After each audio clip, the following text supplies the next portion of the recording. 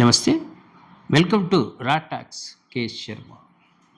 కాంగ్రెస్ నాయకుడు తెలంగాణ ఉద్యమంలో కేసీఆర్‌తో కలిసిమెలిసి వారికి సలహాలు ఇవ్వడం, వారి సలహాలను పంచుకోవడం, నలుగురికి చెప్పడంలో ముందు ఉన్నటువంటి మడపు భూమిరెడ్డి గారితో ఈరోజు రెండవ దఫా. నమస్కారం అండి భూమిరెడ్డి గారు. నమస్కారం. మీరు వైఎస్ ప్రేక్షకులకు, నా శ్రేయోభిలాషులందరికీ హృదయపూర్వక ధన్యవాదాలు, నమస్కారాలు. మీరు చెప్పనిది చెప్పుకొనిది నాకు ఒకటి తెలిసింది. కార్పొరేషన్‌కి సంబంధించిన కోఆపరేటివ్ ఎలక్షన్స్‌లో మీరు డైరెక్టర్‌గా పనిచేశారు ఈ ప్రాంతంలో. సంగారెడ్డిలో సమావేశం జరుగుతున్న వేళ సిద్దిపేట వాస్తవ్యులను, సిద్దిపేట రైతులను అవమానించారు. ఆ రోజే తెలంగాణ కావాలని కేసీఆర్ గారికి చెప్పడం, లేకుంటే నేరుగా చంద్రబాబు నాయుడు గారికి ఇది అవమానంగా జరుగుతుంది మాకు, మీ ఆంధ్ర ప్రాంతం వాళ్ళు ఇక్కడ ఉండొద్దు, మాకంటూ సపరేట్ కావాలని అన్నారని తెలిసింది. అది ఎంతవరకు వాస్తవం?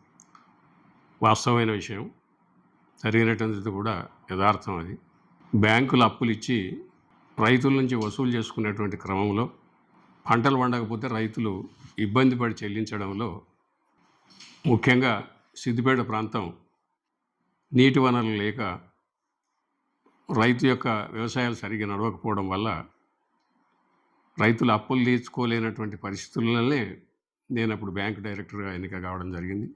That is 1995. ఆ సమావేశంలో మెదక్ జిల్లా మొత్తం కూడా 122 సహకార సంఘాలు ఉంటాయి. ఈ 122 సహకార సంఘాలలో జనరల్ బాడీ సమావేశం ప్రతి సంవత్సరానికి, ప్రతి 6 మాసాలకు ఒకసారి జరిగినప్పుడు, ఆ 6 మాసాల సమావేశంలో మెదక్ జిల్లాకు సంబంధించినటువంటి ఒక పార్టీ సొసైటీ అధ్యక్షుడు సిద్దిపేట ప్రాంతం రైతులు అప్పులు తిరిగి చెల్లించకపోవడం వల్లనే బ్యాంకు దివాలా తీస్తుంది అనేటువంటి ఒక పదాన్ని వాడడం, ఆ పదానికి నేను మనసు నొచ్చుకున్నటువంటి వాడిని. ఆ సమావేశంలో గౌరవనీయులు కర్నూలు రామచంద్రరావు గారు, గౌరవనీయులు కేసీఆర్ గారు, మన జిల్లాలో ఉన్నటువంటి ముఖ్య నాయకులు, ఆనాటి టీడీపీ ప్రభుత్వం ఉన్నది, టీడీపీ ముఖ్య నాయకులందరూ కూడా ఆ సమావేశంలో ఉన్నారు. ఎలక్షన్ రెడ్డి గారు అధ్యక్షులుగా ఉన్నారు, నేను అప్పుడు పాలకవర్గ సభ్యునిగా ఉన్నా. ఆ సందర్భంలో నేను ఎలక్షన్ రెడ్డి గారిని రిక్వెస్ట్ చేసి దీనికి జవాబు ఇచ్చేటువంటి ఒక అవకాశం నాకు కల్పించమని కోరినప్పుడు వారు నాకు అవకాశం కల్పించడం జరిగింది. నేను అక్కడ నిజంగా కూడా సిద్దిపేట ప్రాంత రైతులు కష్టపడే రైతులు కానీ ఎగ్గొట్టే రైతులు గారు. ఒకనాడు విద్యుత్ శక్తి రాకముందు కేవలం నీటిపారుదల వ్యవస్థగానే ఉన్నప్పుడు సిద్దిపేటలో సుమారుగా, సిద్దిపేట డివిజన్లో అప్పటికే 30 రైస్ మిల్లు ఉన్నట్టుగా, ఒక 3-4 ఆయిల్ మిల్లు ఉన్నట్టుగా నాకు జ్ఞప్తికి ఉండే ఆ రోజు. నేను ఆ విషయాన్ని కూడా అక్కడ ఉక్కానించడం జరిగింది. కానీ 1995 వచ్చే వరకు భూగర్భ జలాలు అంటిపోయినాయి, బావులు ఎండిపోయినాయి, కరెంటు మోటార్లు కాలిపోతున్నాయి, అప్పులు తీసుకున్న ఇక్కడ చెల్లించలేనటువంటి పరిస్థితుల్లో ఉండి మనం ఆ విధంగా మాట్లాడడం మంచిది కాదు.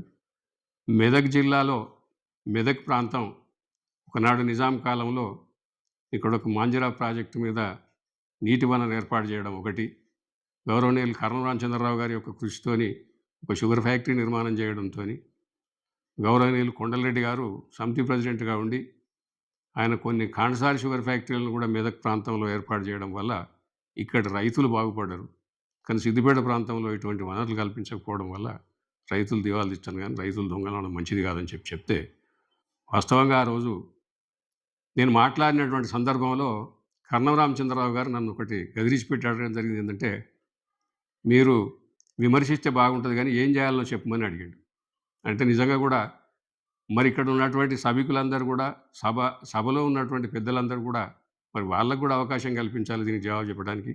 ఈ జవాబు కనుక వాళ్ళ దగ్గర లేకపోతే అవకాశం నాకు ఇస్తే నేనే చెప్తానంటే అందరూ కూడా నన్నే అదేదో ఆ జవాబు ఏదో నువ్వే చెప్పమనంటే, నేను అప్పుడు అక్కడ చెప్పడం జరిగింది ఏంటంటే, మాంజరా నదిలో 4 లక్షల ఎకరాలకు నీళ్ళు ఇచ్చేటువంటి నది ఉన్నది. అక్కడ 30 టీఎంసీ కెపాసిటీతో ఒక ప్రాజెక్ట్ నిర్మాణమై ఉన్నది. ఈ ప్రాజెక్టు మొత్తం హైదరాబాద్ మంచినీళ్ళకు పోతుంది తప్పితే ఇరిగేషన్ ప్రాజెక్ట్ అని కట్టి దానికి డెడ్ లెవెల్లో తూము పెట్టలేదు.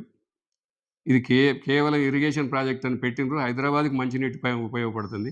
ఆ మొత్తం ప్రాజెక్టును కనుక మెదక్ జిల్లాకు అప్పచెప్తే నిజాం సాగర్ ఆయకట్టుతో పాటుగా మన మెదక్ జిల్లాలో కూడా 2,00,000 ఎకరాలకు నీళ్ళు ఇవ్వచ్చని చెప్పి నేను ఆ ఎత్తు పల్లాలను లెక్క చెప్పిన.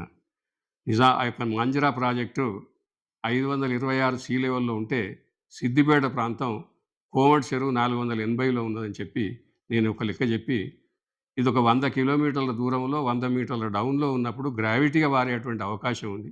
దీన్ని ఎందుకు తీసుకోకూడదు? ఇట్లా తీసుకుంటే జిల్లా మొత్తం కూడా మరి సస్యశ్యామలమై రైతులు అప్పుల పాలు గారు, రైతులు ఆర్థికంగా బాగుపడతారని చెప్పడం జరిగింది. రెండోది కాళేశ్వరం ప్రాజెక్టు గూడా ఆ నిర్మాణంలో హ్మ్. లేకుంటే అంతకుముందు ప్లానింగ్‌లో గూడా మీరు కీలక పాత్ర వహించినట్లు సమాచారం. కానీ ఎందుకు బయటకు రాలేదు మీ పేరు? కేసీఆర్ గారు మమ్మల్ని ఉద్యమాన్ని ప్రోత్సహించినప్పుడు, మేమందరం కూడా ఎక్కడికక్కడ చర్చించుకున్నప్పుడు, పారే నీళ్ళ గురించి ఆలోచించడం గానీ, ఎత్తిపోసే నీళ్ళ గురించి ఎప్పుడు కూడా ఉద్యమ కాలంలో మాకెక్కడ కూడా చర్చకు రాలేదు. కేసీఆర్ గారు అధికారం వచ్చిన తర్వాతనే ఆ ఎత్తిపోతల పథకం గురించి ఆయన ఆలోచనను తీసుకొని నిర్మాణం చేసినట్టుగా నేను ఆయన ద్వారా విన్నా. ఆయనను అడిగిన, నేను క్వెషన్ చేసి కూడా అడిగిన. హ్మ్. 2014లో వారు ముఖ్యమంత్రి అయిన తర్వాత నేను ఒకరోజు వారి ఫామ్ హౌస్‌కి పోయి, ఇక ఫామ్ హౌసే అంటాం దాన్ని, అప్పటికే ఫామ్ హౌస్ నిర్మాణం అయింది. ఫామ్ హౌస్‌కి పోయి, "ఏం సార్ మరి పబ్లిక్‌లో ఈ విధంగా ఏదో అడుగుతున్నారు, కాళేశ్వరం నీళ్ళు అది మరి 100 మీటర్ల ఎత్తు నుంచి మనం ఉన్నాము, 500 మీటర్ 600 మీటర్ల మనం ఉన్నాము, ఎట్లా వస్తాయి ఇవి" అంటే ఆ గూగుల్‌లో కొన్ని లెక్కలు చెప్పడం జరిగింది నాకు. అంటే సుమారుగా 5 స్థలాలలో ఎత్తిపోసినప్పుడు మాత్రమే ఇక్కడికి నీళ్ళొస్తాయి అనేటువంటి లెక్క నాకు ఆ రోజు చెప్పడం జరిగింది. కానీ ఆ రోజుల్లో చేస్తున్నటువంటి పనికి ప్రజలకు కావాల్సినటువంటి నీళ్ళు, ఏది కావాలనో అది అందించాలి గానీ, అక్కడ ఖర్చు ఎక్కువనా, తక్కువనా అని నేను క్వెషన్ చేసేటువంటి ఆలోచన నాకు రాలేదు. నీళ్ళొస్తున్నాయి గదా అనంటే వాస్తవమా కాదా అని నిజంగా మేము సంతోషపడ్డాం.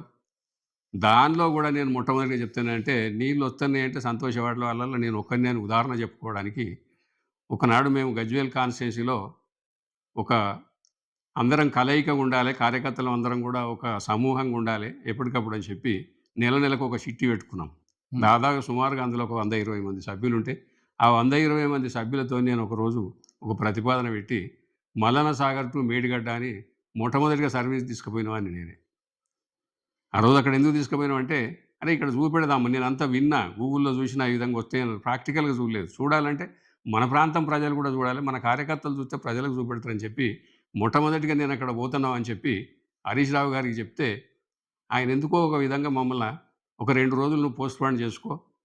పోచారం శ్రీనివాసరెడ్డి గారు కూడా ఇక్కడ తడకపల్లికి వచ్చి ఆ టెన్నెల్ చూడడానికి వస్తుండు. అంటే ప్రచారం జరుగుతుంది అప్పటికే. అంతే. ఏదైతే మల్లన సాగర్‌కు నీళ్ళు పోయేటువంటి నీళ్ళొస్తున్నాయి. టెన్నెల్ ఏదైతే ఉందో, ఆ టెన్నెల్‌ను చూడడానికి నిజామాబాద్ ప్రజలను కూడా అక్కడికి తోలుకొచ్చిండాయన. వారి చేతనే మేము మేడిగడ్డ పోవటానికి ఆయన మాకు ఒక అవకాశం. జెండా ఊపి ఆయన ప్రారంభించినట్టుగా, అంతే. మేము తయారు చేసుకున్న దాన్ని కూడా ప్రారంభించినట్టుగా, అంటే ఆయన ఒక నాయకుడు, అందరి నాయకులు కార్యకర్తలు పోతున్నారు కాబట్టి సంతోషంగా పోవడం జరిగింది. కానీ నీళ్ళు వస్తున్నాయి అంటే ఎంత ఖర్చు అవుతుందనేది మేము లెక్కలు పెట్టుకోలేదు. ఎంత ఖర్చయినా సరే నీళ్ళు వస్తున్నాయి కదా అని అనుకున్నాం. అంతే. అంటే ఆ అనుమానాన్ని నివృత్తి చేసుకున్నాం. కానీ ఇక తర్వాత జరిగినటువంటిది నేను క్షుణ్ణంగా చెప్తే దానికేందంటే, వాస్తవంగా మనం ఆ నీటిని అక్కడి నుంచి ఎత్తిపోసుకునే నీళ్లు ఎన్ని అని లెక్క చూసుకుంటే ఇవాళ 100 టీఎంసీ నీళ్లు మనం సుమారుగా ఇప్పుడు మన రంగనాయక సాగర్ గానీ, మల్లన సాగర్ గానీ, కొండపోచమ్మ సాగర్ గానీ, ఇవన్నింటిని కలిపి కూడా ఒక 100 టీఎంసీలు కావు. 100 టీఎంసీ నీళ్లను మనం 9 ఎత్తిపోతల కన్నా, నిజంగా 2 ఎత్తిపోతలనే కూడా 100 టీఎంసీ నీళ్లను మనం సంపాదించుకునేటువంటి అవకాశం ఉంది. ఎక్కడ అంటే, మొట్టమొదలుగా అంటే ఇప్పుడు మీరు అప్పటి విషయం అది. ఇప్పుడు నా ఆలోచన ప్రకారంగా నేను చెప్పేదేందంటే, నాకిప్పుడు ఆలోచన ప్రకారంగా అంటే ఇప్పుడు కాంగ్రెస్‌లోకి వచ్చినాక ఆ! ఆలోచన కాంగ్రెస్ అంతకుముందే ఉండేది. అంతకు ముందే అర్థమయింది. హ్మ్. ఏందంటే ఇదంతా చాలా దూరం నుంచి ఎక్కువ ఎక్స్‌పెండిచర్ పెట్టి తీసుకొచ్చేవాళ్ళంటే, మేడిగడ్డ కింద ఇప్పటికే దేవాదుల అనేటువంటి ఒక ప్రాజెక్ట్ పెట్టిండ్రు. కాంగ్రెస్ గవర్నమెంట్ దేవాదుల అనే ప్రాజెక్ట్ ఒకటి పెట్టిండ్రు. దాన్ని వరంగల్ జిల్లాకు పరిమితం చేసిండ్రు. మన జిల్లాలో కూడా కొండపాక మండలానికి 11 గ్రామాలకు, సిద్దిపేట మండలానికి ఒక 6 గ్రామాలకు రావాల్సినటువంటి స్కీమ్ కూడా అందులో ఉంది. 2012లో దానికి మన ముఖ్యమంత్రి రాజశేఖర్ రెడ్డి గారు దాన్ని ప్రారంభింపజేయడానికి, పబ్లిక్ ఇన్ఫర్మేషన్ తీసుకోవడానికి, పబ్లిక్ క్లియరెన్స్ తీసుకోవడానికి కూడా గజ్వేల్‌లో మీటింగ్ పెట్టినప్పుడు, నేను వారిని నిలదీసి అడగడం జరిగింది. అప్పుడేందంటే, అసలు మీరు ఎత్తిపోసే నీళ్ళెన్ని? 20,00,000 ఎకరాలకు ఎట్లా నీళ్ళు ఇస్తారని నేను అడిగిన. అంటే వాస్తవమైన విషయం ఏందంటే, ఆ రోజు ఎత్తిపోసే నీళ్ళని తీసుకురావాలి అన్నారు గానీ, కెపాసిటీని వాళ్ళు తేలేకపోయిండ్రు. ఆ కెపాసిటీ తేవడానికి కేసీఆర్ గారు ప్రయత్నం చేస్తే, మోటార్లను పెట్టి ఎక్కువ నీళ్ళు ఎత్తిపోసుకుంటే తక్కువ దూరం నుంచే మనకు నీళ్ళు వచ్చేది. ఎక్కడ లభ్యత ఉంది ఈరోజంటే, ఏదైతే తమ్మిడిహట్టి దగ్గర పెన్గంగా మీద గనుక కట్టినట్టయితే 70 టీఎంసీ నీళ్ళు అక్కడ లభ్యత ఉన్నాయి. ఇప్పుడు ఉన్నటువంటి ఎల్లంపల్లి ప్రాజెక్టు దగ్గర కూడా నిన్న మొన్ననే మనం చూసినాం. సుమారుగా 100 టీఎంసీ నీళ్ళు కింద పడిపోయినాయి. అంటే మన 100 టీఎంసీ నీళ్ళు సుమారుగా ఒక 45, 60 రోజులు కింద పడిపోయినాయి. మనం రోజుకు 2 టీఎంసీ నీళ్ళని ఎత్తిపోగలిగేటువంటి కెపాసిటీని మనం అక్కడి నుంచి కనుక మొదలే నిర్మాణం చేసుకుంటే ఈ పరిస్థితి వచ్చేది కాదు. ఆ మేడిగడ్డకు ఒక జాగ్రత్త లేనటువంటి జాగల, అంటే ఒక సైంటిఫిక్‌గా దానికి ఒక ఫీజిబిలిటీ లేనటువంటి జాగల నిర్మాణం అయ్యి ఈ అపవాదును మనం తెచ్చుకునేటువంటి వాళ్ళం కాదు. రెండోదన్నా ఇప్పుడు మన మల్లన్న సాగర్ 50 టీఎంసీలు. మల్లన్న సాగర్. మనం ఇంకొక ప్రాజెక్టుది 15 టీఎంసీలు. 16 టీఎంసీ. 16 టీఎంసీ. ఈ ఫుల్ ఫ్లెడ్జ్‌లో నింపలేకపోతుండడానికి కారణం. దానికి కారణం దానికి ఇప్పుడు ఎన్నో గ్రామాలు మునిగిపోయినాయి. వాస్తవం. ఈ మాట ఏందంటే ఒక సాంకేతికమైనటువంటి అంశం ఇది. ఒక మట్టి కట్టను నిల్వ చేసినప్పుడు దాని క్రమక్రమంగా స్ట్రెంథెనింగ్ అయిన తర్వాత దాని లెవెల్స్ పెంచుకుంటూ పోవాలి గానీ, ఒకటేసారి నింపితే అది సాంకేతికంగా ఉండదు అనేటువంటి పరిజ్ఞానంతోనే నెమ్మదిగా నింపేటువంటి పరిస్థితిని కల్పించారు. అయితే కేసీఆర్ గారు కూడా మొదట ఆలోచించినప్పుడు ఏంటంటే, ఒక టీఎంసీకే పెట్టి ముందు నింపి, మళ్ళీ ఇప్పుడు రెండో టీఎంసీకి ప్లాన్ చేసిండు. ఆ రెండో టీఎంసీకి ఎల్లంపల్లి దాకానే ప్లాన్ చేసిండు. అంటే వాస్తవంగా ఇవాళ మేడిగడ్డ కానీ, ఇంకా సుందిళ్ళ కానీ, ఇంకేది లేకపోయినా ఇవాళ ఎల్లంపల్లి నుంచే మనం రోజు 2 టీఎంసీ నీళ్లు లిఫ్ట్ చేసుకునేటువంటి అవకాశం ఈరోజు ఉన్నది. అది ఇవాళ కాంగ్రెస్ ప్రభుత్వం గ్రహించింది. ఇప్పుడు నిజంగా ప్రజలకు ఇంకా చెప్పగలుగుతలేరు కానీ, వాస్తవమైనటువంటి పరిస్థితి ఏంటంటే, చేసినటువంటిది కొన్ని అవసరానికి వస్తున్నాయి, కొన్ని అనవసరంగా చేయాల్సి వచ్చింది. దాని గురించి ఇలా ప్రభుత్వం కానీ, ప్రజలు కానీ ప్రభుత్వం నష్టపోయిందంటే ప్రజలు నష్టపోయినట్టే. ఆ నష్టపడేటువంటి పరిస్థితి వచ్చింది. అసాంకేతికంగా నిర్మాణం చేయడం వల్ల ఈరోజు ప్రభుత్వం ఆభాసపాలయ్యటానికి వచ్చింది, కేసీఆర్ కూడా ఆభాసపాలయ్యే పరిస్థితికి వచ్చింది. దాన్ని తప్పని ఒప్పుకోవాలి కానీ, అంతే. ఏదో మనం ఏదో నేను చేసినా అది బాగానే ఉంది, దాన్ని కడితే నిలబడుతుంది, దాన్ని పోతే నిలబడుతుంది, అది ముఖ్యం కాదు. ఇక్కడ నీళ్లు రావడానికి ముందుగానే అవకాశం ఉన్నది. అది మనకు ఇప్పుడు 200 మీటర్ల దగ్గరనే మనకు నీళ్ళు, మన ఎల్లంపల్లి 240 నుంచే మనం నీళ్లు తీసుకునే అవకాశం ఉంది. 100 టీఎంసీ నీళ్ళు మనం తీసుకోవచ్చు అక్కడ నుంచి. ఇంకా 2 అక్కడి నుంచి ఏమవసరం. మళ్ళీ కూడా ఇంకేమైనా కింద మిగిలి ఉంటే దేవాదులు అనే కూడా ప్రాజెక్టు కట్టినాం అక్కడ. దాని పేరు బహుశా అది మన సారక్క సమ్మక్క డ్యామ్ కట్టినాం. అది కూడా అంటే అది కూడా కాంగ్రెస్ గవర్నమెంట్లే దాని పునాది అయింది, కానీ పూర్తి చేయలేదు. పారే నీళ్ళని ఎత్తిపోసేందుకే దేవాదులు పెట్టినారు. ఇప్పుడు డ్యామ్ నిర్మాణం అయిపోయింది. ఇప్పుడు దేవాలయానికి కూడా నీళ్లు అమ్ముకొని ఉన్నాయి. అంటే ఇప్పుడు కాళేశ్వరం దగ్గర పోయేటువంటి నీళ్ళన్నీ కూడా మళ్ళీ ఈ సారక్క బ్యారేజ్ నుంచే కింద పడతాయి. కాబట్టి నీటి లభ్యత అక్కడ ఎక్కువ లేదా? మరి అదే దేవాదుల ప్రాజెక్ట్ని మనం పంపులు ఎక్కువ చేసుకుంటే పోయేది కదా. ఈ మేడిగడ్డను సుందిళ్ళ కట్టవలసినంత అవసరం ఏమొచ్చింది? నేను నిజంగా అడుగుతున్నది. నేను సాంకేతికంగా నా విజ్ఞానంతో నేను తెలుసుకొని అడుగుతున్నా కదా, ఇదేం రాజకీయం కాదు. లిఫ్ట్ ఇరిగేషన్ అనేది కూడా భారీ ఖర్చుతో కూడుకున్నటువంటి, అతి భారీ ఖర్చుతో కూడుకున్నట్టు, అతి భారీ ఖర్చు. కానీ ప్రజలకు అవసరం ఉన్నది ఏంటంటే, చెప్పుకోవడానికి ఏంటంటే, ఎంత ఖర్చు అయినా సరే మనం రెవెన్యూ ఆదాయాన్ని ఇంకెక్కడైనా సమకూర్చుకునైనా రైతులను కాపాడుకోవాల్సిన అవసరం ఉంది. కాబట్టి నీటిని ఎత్తిపోసుకోవడంలో పెట్టుబడి అనేది పెట్టాల్సిందే. కానీ అసాంకేతికంగా పెట్టడం తప్పు. ఈ అసాంకేతికంగా పెట్టడం వల్లనే ఈరోజు కేసీఆర్ గారు అబాస్పాలయ్యారు, ప్రభుత్వ ధనం నష్టపడ్డది, కాలం వృధా అయింది అనేటువంటి విషయాన్ని కప్పుకునే పరిస్థితులు లేవు. యథార్థాన్ని ఒప్పుకొని మాట్లాడాలి. నేను ఇప్పటికి కూడా చెప్తున్నా కదంటే, కేసీఆర్ గారికైనా హరీష్ రావు గారికైనా నేను నా సూచన చేయదలుచుకున్నా, తప్పని ఒప్పుకుంటే ప్రజలు క్షమిస్తారు. కానీ తప్పు కాదు, అది ఒప్పు అని ఒప్పుకుంటే ఇంకా తప్పులు పడేస్తారు. ఇప్పటికైనా జ్ఞానం తెచ్చుకోవాలని చెప్తాను. అంటే పార్టీ మారిన వాళ్ళకి వచ్చిన జ్ఞానం ఇప్పుడున్న వాళ్ళకి వస్తలేదు. ఉన్నప్పుడు చెప్పుదామంటే 3 సంవత్సరాల నుంచి కూడా నాకు గేటు తీసి నాకు చెప్పకపోతే నేను ఏం చెప్పాలి? నేను వాస్తవంగా పోయినా, నా వ్యక్తిత్వం కూడా, నా సొంతం కూడా పోలే. నా సొంతానికి ఏదో నా కొడుకు ఏదో గడ్డలెత్తి ఇవ్వనని ఏదో కాంట్రాక్ట్ చేసుకుంటా నాకేమో సొమ్ము ఇవ్వని పోలే. ప్రతి విషయంలో కూడా కేసీఆర్ దగ్గరికి నేను ఎప్పుడు వెళ్ళినా కూడా ప్రజా సమస్యల మీదనే ఎక్కువ సమయాన్ని తీసుకుని పోయినా. కానీ నేనేదో నా సొంత ప్రయోజనాల కొరకైతే నేను ఎప్పుడు పోలే. కానీ ఈ విధమైనటువంటి విషయాన్ని తను ఎక్కడ చెప్పి నన్ను మనసు నొప్పిస్తాడో అని తన దగ్గర రానియలేదు. నేను 3 సంవత్సరాలు వేసి చూసిన. నిజంగా కూడా ఈ ఉద్యమం జరుగుతుంటే, ఈ విధంగా ఆభాసపాలు అవుతుంటే, ప్రజల నుంచి ఈ విధంగా వస్తే చెప్పాలని పోయినప్పుడు కూడా ఒంటిగా కనిపడేవాడు కాదు. మళ్ళీ ఎప్పుడు పిలిచేవాడంటే 10 మందిని భోజనాన్ని పిలుచుకొని భోజనాన్ని రమ్మని పిలిచేది. ఏం బాగున్నావు అని అడిగేది. మళ్ళీ ఏదో విషయం చెప్పేది. అసలు విషయం అందరి ముందర చెప్పం కదా. ఒక పెద్దరికంలో చెప్పాలన్నటువంటి వ్యక్తికి మనం కొంత రహస్యంగా చెప్పాలి. కానీ అందరి ఉందని బహిర్గతం చేసి మన మీద గొప్పతనం తెచ్చుకోవడం బాగుండదని అంటే నా ఉద్దేశంతో చెప్పదలుచుకునేటువంటి అవకాశం నాకు ఇయ్యలేదు. రెండోది మీరు బీఆర్ఎస్ గవర్నమెంట్‌లో స్టేట్ హౌసింగ్ కార్పొరేషన్ చైర్మన్‌గా ఉన్నారు. హ్మ్. ఎక్కడ చూసినా డబుల్ బెడ్‌రూమ్‌లు కనిపిస్తున్నాయి. అల్లుడొస్తే ఎక్కడ వండుకోవాలనో కేసీఆర్ అప్పుడు చూపించాడు, కట్టాడు. అయినా ప్రజలలో ఏదో ఒక అనుమానము, ఏదో లబ్ధిదారులకు రాలేదు, అనర్హులుగా వచ్చినాయి అని. నీవు ఆ సంస్థ చైర్మన్‌గా ఉండి నామూషి పడడం లేదా మీరు? నిజమైనటువంటి విషయం బయటపెట్టడానికి నాకు మంచి అవకాశం కల్పించారు మీరు. ఎందుకంటే నాకు నేనుగా చెప్పుకుంటే వీలుండదు. ఒకరు అడిగినప్పుడు మీరింత ఒక ఒక ఒక ఒక వార్తా సంస్థ ద్వారా చెప్పుకోవడం నాకు చాలా సంతోషం. ఏందంటే ఆ పదవిని కల్పించడం అనేది నిజంగా నేను గౌరవిస్తా. ప్రజలకు సంబంధించినటువంటిది ప్రభుత్వం యొక్క ఆదరణతోని మనకి ఏ పదవి ఇచ్చినా కూడా దాన్ని మనం గౌరవించాలి, స్వీకరించాలి. కానీ నాకు సరి అయినటువంటి స్థాయిదా కాదా అనేది నన్ను చూసినటువంటి కార్యకర్తలకి అర్థమైంది, నాకు కాదు. నిజంగా కూడా ఏందంటే నేను ఉద్యమ కాలం నుంచి కాదు, మొదలు నేను ఒక ప్రజా ప్రాతినిధ్యానికి ఒక సర్పంచ్‌గా, ఒక సహకార సంఘ సభ్యునిగా నేను చిన్నటి నుంచి కూడా నేనెప్పుడూ ప్రజల సమస్యలను ప్రభుత్వంతోనే పోరాడుతుంటా గానీ, నా సొంత సమస్యల కొరకు కాదు. ఎక్కువగా నా సొంత సమస్యలంటే కుటుంబం ఎవరికైనా ఉంటది. ఆ కుటుంబ ప్రకారంగా పోతుంటా గానీ, ఎక్కువసేపు నేను అదే విధంగా ప్రజల కొరకే పోరాడుతుంటా. ఆ ప్రజల పోరాట సందర్భంలో కేసీఆర్ గారు ప్రచారంలో భాగంగా కేంద్ర ప్రభుత్వం నుంచి కొంత గృహాల నిర్మాణం కొరకు ఇందిరమ్మ అనే పథకమో, ఇంకా ఇంకేదో పథకం ఏ ప్రభుత్వం వచ్చినా ఆ ప్రభుత్వ పథకం అని పెడుతుంది. అదే నిధులను సమకూరుస్తుంది.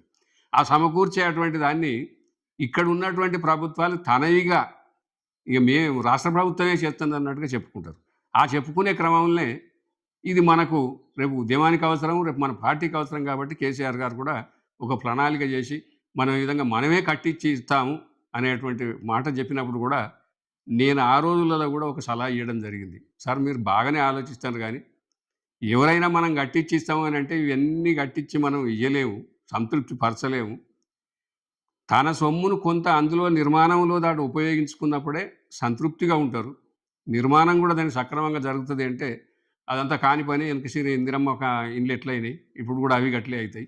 ఇది కాదు, ఇది కావాలని కూడా దాటేయడం జరిగింది. సరే దాని క్రమంలో నిర్మాణం చేయించే క్రమంలో ఇక గజ్వేల్ నియోజకవర్గంలో జరిగినటువంటి పరిస్థితి ఏంటంటే కేసీఆర్ గారు ముఖ్యమంత్రి అయిన తర్వాత సర్పంచులు, ఎంపీటీసీలు, ప్రజాప్రతినిధులు అందరూ ఎన్నికైన తర్వాత నేను ఎక్కడైనా ప్రజా సమస్యల మీద ప్రతి గ్రామానికి నువ్వు తిరుగుమని పార్టీ నన్ను ఆదేశిస్తే నాకు అవమానం జరిగింది. అక్కడ ఒక పంచాయతీ మెంబర్నో సర్పంచ్‌నో పిలిచిన తర్వాత ఆ సమావేశానికి భూమిరెడ్డి ఉన్నారా అని దెవలాడతారు. దెవలాడే క్రమంలో ఇక నాకు అవమానం అయినప్పుడు నేను ఎందుకు ఆ సమావేశాల్లో పోతుంటా? పోలేదు. పోకపోతే ఇది కేసీఆర్ గారి దృష్టికి పోయి ఏ ఒకరు రీతిలో అవమానం జరిగింది? అక్కడ పిలిచి మాట్లాడించి అంటే ఒక ప్రజా సమూహంలో ఒక స్టేజి మీద ప్రాధాన్యత క్రమంలో పిలవడం వల్ల నాకు ఆ ప్రాధాన్యత దక్కలే. దక్కకపోతే నేను అటువంటి వాటికి ప్రచారాలలో నేను వెళ్ళను అని ఇన్కార్ చేయడం జరిగింది. దాన్ని కేసీఆర్ గారు గమనించుకొని ఏం చేశారంటే నేనేదో ఒక పదవిలో నేను పెడతలే అని ఒక మాట మాట్లాడినప్పుడు ఇంకా ఒక సందర్భం కూడా చెప్తాను మీకు. ఇక ఇందులో ఎందుకు వచ్చినప్పుడు అంటే ఇటు ఆర్ట్ఫుల్గా ఉండాలి. ఇందులో ఏం దాపరికం లేదు. ఒక మాట అంతే. చెప్పాలంటే ప్రజా ప్రాతినిధ్య పదవిలో భూమిరెడ్డికి కూడా పదవి ఇచ్చినాం, గెలవలేకపోయిండు అనేటువంటి అపవాదును కూడా నాకు తెచ్చిండ్రు. మన కార్యకర్తలు తెచ్చిండ్రు. ఇందులో ఎక్కువ ఈ నియోజకవర్గం మీద పెత్తనం చేసినటువంటి నాయకునిది చాలా పాత్ర ఉన్నది. ఎందుకు గ్రామ సర్పంచ్ కూడా 12 సంవత్సరాలు ఉన్నారు కదా మీరు. నేను అప్పుడు సంవత్సరాలుగా ఉన్నటువంటి వాడిని, పదవి ఉన్నవాడినే గౌరవిస్తారు కానీ పదవి లేని వాడిని మాజీని గౌరవించరు సమాజంలో. ఏదో ఒక పదవి ఉండాలి. అయితే జిల్లా పరిషత్ ఎన్నికలు జరిగేటప్పుడు కొండపాక మండలంలో ఒకసారి మేమందరం కూడా కూర్చొని ఇక్కడ ఉన్నటువంటి మహిళా జడ్పీటీసీ కొరకు పోటీ చేయాలనుకున్నప్పుడు కార్యకర్తలను అందరితో ఏంటంటే నేను ఒకరిద్దరిని సూచిస్తే ఇక్కడ ఒక డబ్బు పెట్టుబడి పెట్టేటువంటి దేవేందర్ రెడ్డి గారు పోటీ చేయడానికి వస్తాడు, అతనితో పోటీ పడాలంటే నీ పేరుంటేనే పోటీ పడతామని చెప్పి నన్ను ఒక కుతంత్రంతో అందులోకి లాగడం జరిగింది. మీరు ఇందులో అర్థం చేసుకోవాలి ఏంటంటే ఎంత కుతంత్రం ఉందనే అర్థం చేసుకోవాలి. జిల్లా పరిషత్ సభ్యురాలు అంటే స్వయంగా నాకు అవకాశం వస్తే నిజంగా నేను పోటీ చేయడం ధర్మం, అవసరం అనుకుంటే జిల్లా పరిషత్ కూడా పోటీ పడేవాడిని అక్కడ జనరల్ సీట్ కనుక ఉంటే. కానీ అక్కడ బీసీ ఎస్సీ జనరల్ మహిళ అంటే మా ఫ్యామిలీ అంటే ఆమె ఒక 4వ తరగతి 5వ తరగతి చదువుకున్న నాతో పాటుగా వయసు మీరింది. ఆమె పేరు పెట్టుకొని నేను ఏం పదవి సాధించాలనుకుంటే కార్యకర్తలు అందరూ కూడా నన్ను నిజంగా కూడా పిలిచి అక్కడ షెట్టెక్కిచ్చారు. షెట్టెక్కిచ్చి చేతులు ఇడిపించారు. నేను అది కూడా చెప్తున్నా. మునగ చెట్టు. ముందుగా షెట్టెక్కిచ్చారు, చేతులు ఇడిపించారు. వీళ్ళందరిని ఏంటంటే చివరికి నామినేషన్ ఇప్పించారు. తర్వాత మళ్ళీ చాలామంది కూడా పార్టీకి ద్రోహం చేసేటువంటి పరిస్థితులు కల్పించడం వలన 50 ఏళ్లతో ఓడిపోయాను. ఆ ఓడిపోయిన క్రమంలో ఇక నేను కాన్స్టిట్యున్సీలో తిరుగుతలేను. తిరగకపోతే అప్పుడు కేసీఆర్ గారికి ఏమర్థమైందంటే, మన ఇక్కడ ఉన్నటువంటి గాడాధికారి హనుమంతరావు గారు కేసీఆర్ గారికి ఒక షికాయత్ చేయడం జరిగింది. ఉమ్మిరెడ్డి గారు పార్టిసిపేట్ చేస్తలేడు. అరే ఎందుకు పార్టిసిపేట్ చేస్తలేవు అని అడిగితే నాకేం పదవి ఉందని నేను చేయాలంటే, అప్పుడు ఆలోచించి ఏం చేసిండంటే, ఒక్కనికే ఇస్తే బాగుండదని చెప్పి ఎలక్షన్ రెడ్డికి, నాకు, ఇప్పుడు ఉన్నటువంటి మా కాంగ్రెస్ ప్రెసిడెంట్ నరసారెడ్డి గారికి ముగ్గురిని ఒకే రోజు పిలిచి మీకు ప్రెసిడెంట్ పదవి ఇస్తున్నా మీరు తీసుకోమని అడిగిండు. బహుశా ఆ రోజు ఎలక్షన్ రెడ్డి గారు లేరు, ఆయన అమెరికాలో ఉన్నాడు. మేమిద్దరం ఉన్నాం. నరసారెడ్డి ఉన్నాడు, నేనున్నా. ఈ నరసారెడ్డి ఒక పుస్తకం తీసుకొని పోయిండు.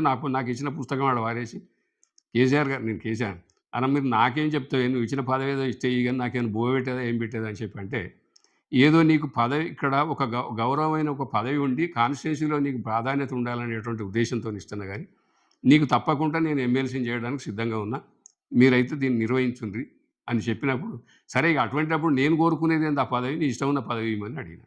నాకు 5 రోజుల తర్వాత హౌసింగ్ కార్పొరేషన్ చైర్మన్ బాగుంటుంది నువ్వు తీసుకోనంటే, ఇక అందరూ వచ్చి నన్ను ఊటింగ్ చేసిరి. ఊటింగ్ చేస్తే నేను అప్పుడు వాస్తవానికి పోయి దాన్ని చైర్మన్ తీసుకున్న, చైర్ మీద కూర్చున్నాను. చైర్ మీద కూర్చున్న తర్వాత నెలకోనాడో 3 నెలలకోనాడో ఒక మీటింగే తప్పితే దానికి ఒక కలం పెట్టే అధికారం లేదు. ఎవరైనా ఏదైనా గ్రామాన్ని సందర్శించి ఒక ఇల్లు కాలిపోయో, ఒక ఇల్లు కూలిపోయో, ఒక ప్రకృతి వైపరీత్యం కనుక నష్టపడితే నేను ఆ ఇచ్చే అధికారం కూడా నాకు లేదు. అంటే చేతి వాటం గల పదవి కాదు. కాదు, చేతి వాటం కాదు. నేను ఇది చేసినా, నేను ఇక్కడ ఇల్లు కట్టించినా, నాతోనే మీ ఊరికి వచ్చింది అని చెప్పుకునేటువంటి ఒక అధికారం కూడా దానికి లేదు. దానిలో ఉన్న పద్ధతి ఏంటంటే, ఇండ్లు ప్రభుత్వం ఇస్తుంది ఇన్ని కోటా అని, శాసనసభ్యులు దాన్ని పలానా ఊరు అని పెడతారు. కలెక్టర్ గారి దగ్గర డబ్బు ఉంటుంది, కార్పొరేషన్ నుంచి డబ్బు వస్తుంది. ఇక నేను ఏం చేయాలంటే ఆ కార్పొరేషన్లో ఒక 4-5 ఐఏఎస్ ఆఫీసర్స్ ఉంటారు, ప్లస్ ఒక చైర్మన్, ఒక ఐఏఎస్ ఆఫీసర్, ఎండీ ఉంటుంది. వీళ్ళందరం కలిసి నెలకోనాడు మీటింగ్ పెట్టి ఎంత డిమాండ్ ఉంది, ఎంత డబ్బు ఇవ్వాలి, సంతకం పెట్టాలి, అంతే. అంటే ఒక రకంగా రబ్బర్ స్టాంప్ చెప్తా, రబ్బర్ స్టాంప్. అయితే అది ఎందుకు నష్టపడ్డదని కూడా చెప్తా, మీరు అడగకముందే నేను చెప్తా దాని గురించి. ఏంటంటే అక్కడ ఎక్కడైతే నిర్మాణం చేయించినటువంటి శాసనసభ్యులు ఉన్నారో, అవసరం లేని జాగాలో నిర్మాణం చేయించారు ఒకటి. అనుకూలంగా ఎక్కడైతే ఇసుక దొరుకుతుందో ఆ ఇసుక దొరికిన జాగాల ఆ గృహాలు నిర్మాణం చేయించారు. మరి ఇసుక దొరకని జాగాల దూరంలో ఇల్లు అవసరం ఉన్నటువంటి ప్రాంతంలో ఇల్లు కట్టలేకపోయినారు. అంటే ఇసుక దానికి ఒకవేళ అనుకూలంగా దొరికితేనే ఆ ఇల్లు కట్టగలిగారు. ఇక దీంట్లో కూడా ఎవరు కట్టగలిగారంటే కాంట్రాక్టర్లు. ఎవరైతే బిడ్ కాంట్రాక్టర్లు పెద్ద పనులు చేసుకున్నటువంటి కాంట్రాక్టర్లకు బలవంతంగా నువ్వు ఇన్ని ఇల్లు కట్టాలి అనేటువంటి బలవంతం మీద వారికి అప్పచెప్పడం వల్ల వాళ్ళు బలవంతం మీద చేయడం జరిగింది. అంటే లాభమో నష్టమో సంబంధం లేదు, ఇక దానికి సంబంధం లేదు. దీన్ని అర్థం చేసుకొని కొంతమంది శాసనసభ్యులు కానీ, గ్రామాలలో ఉన్నటువంటి పెద్దలు కానీ ఏం ఆలోచించారంటే, ఎట్లయినా 2 ఇల్లు కడితే 10 లక్షలు వస్తాయి కదా అని ఒక ఇల్లు మీద ఒక ఇల్లు కట్టారు. ఒక ఇల్లు మీద ఒక ఇల్లు వ్యతిరేకించలేదు. నేను ఒక సందర్భంలో నాగిరెడ్డిపల్లెకు వచ్చినాం, కొన్ని గ్రామాలు తిరిగినా, ఇండివిజువల్ హౌసెస్ నిర్మాణం చేసారు. అక్కడ ఏ ఇబ్బంది లేదు.